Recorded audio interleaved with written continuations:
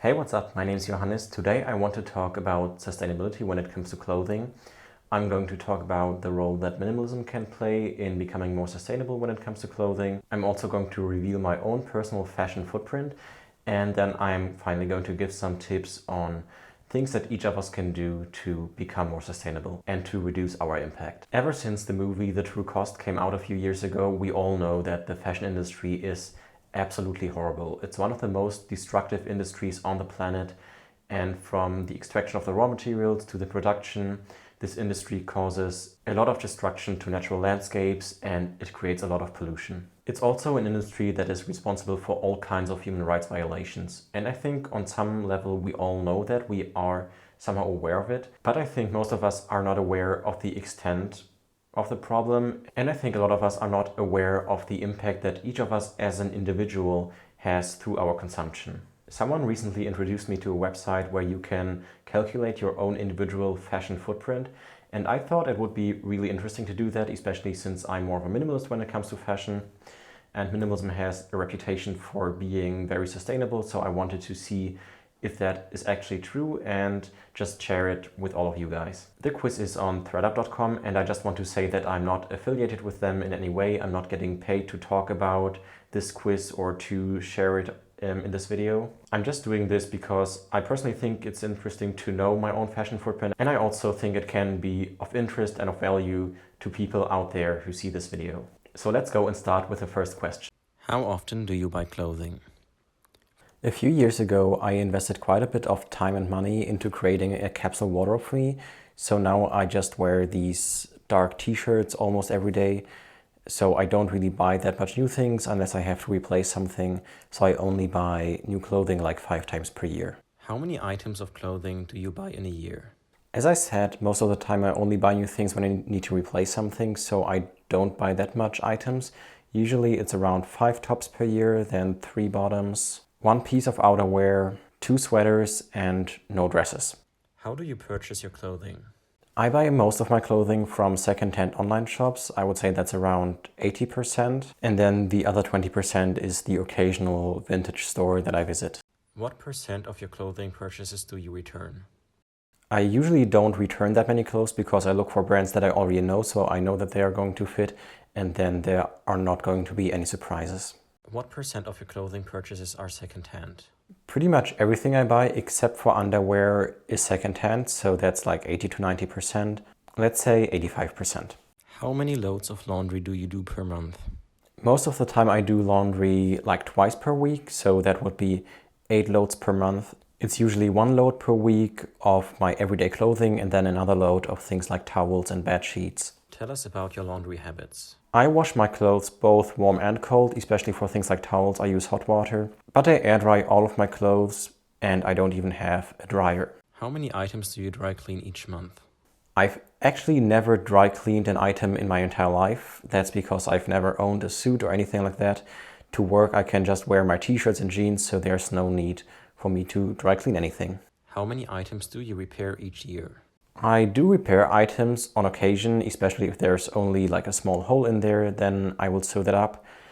But I don't do it that often, maybe like once or twice per year, let's say twice per year. How do you dispose of your clothing? When I started my minimalism journey, I decluttered a lot of clothes and I disposed of a lot of clothes. But now that I found my standard wardrobe that I wear every day, I don't need to dispose of that many things. Usually it's only the things I can no longer wear because they are broken. So I would say it's around 6 items per year. I try to sell or donate all of it if I can, but often that's not possible because the things are in a state where I can no longer sell or donate them, so some of it has to be recycled. Now these are the results. My fashion footprint is low. In fact, it is 78% lower than the average, with 352 pounds of CO2 emissions per year. If you also do this quiz, feel free to share your results in the comments down below. And also if you have any tips on how to become more sustainable when it comes to fashion that I don't mention in this video, also feel free to share them down below so that we can all learn together from each other as a community, which I think would be really cool. But now let's move on to some tips and some things that we can do to reduce our own fashion footprint and our impact that we have through buying clothes. I think that the results of this quiz showed that being a minimalist when it comes to clothing is also really a great way to become more sustainable. So the first tip that I want to share here is to buy less and focus on buying quality over quantity. The most sustainable option is always not to buy something at all if you don't need it, because there's always some negative impact connected to our purchases and to the production and transportation of these products. Now, if you want to reduce the amount of clothing that you buy, there are a couple of things that you can try. First of all, the most sustainable clothes are always the ones you already have.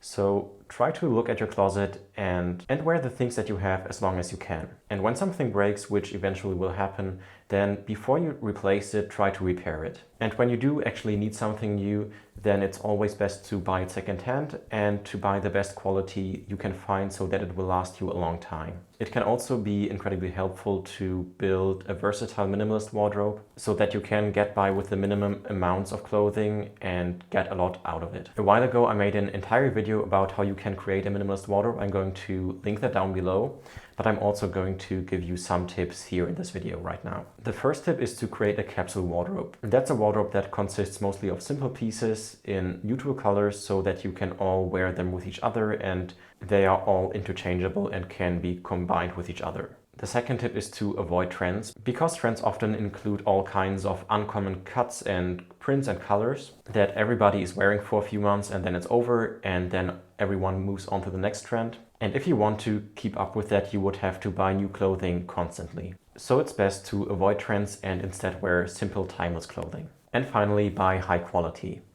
I already mentioned that, but if you want to avoid having to buy new clothes all the time, then investing in high quality items that last a long time will allow you to do that. But of course, even when you have a great minimalist capsule wardrobe and all your things are interchangeable and can be combined with each other, at some point you will still need to replace something or buy something new. And in that case, you want to buy your clothes as sustainably as possible. One of the best ways to do that is to buy secondhand. The production of clothing is extremely harmful to the environment. It requires a lot of resources and it creates a lot of pollution because a lot of toxic chemicals are used in the production process. And of course, the production of clothing is often related to human rights violations, such as child labor, forced labor, or wages that are insufficient to even provide the most basic needs for the workers. We as a society buy a lot more clothing than we reasonably need, and a lot of people discard things after a short time when they have only worn them a few times. That means that there are tons of perfectly good clothes out there, so instead of buying something new, we can first use some of the clothes that are already out there and in that way avoid to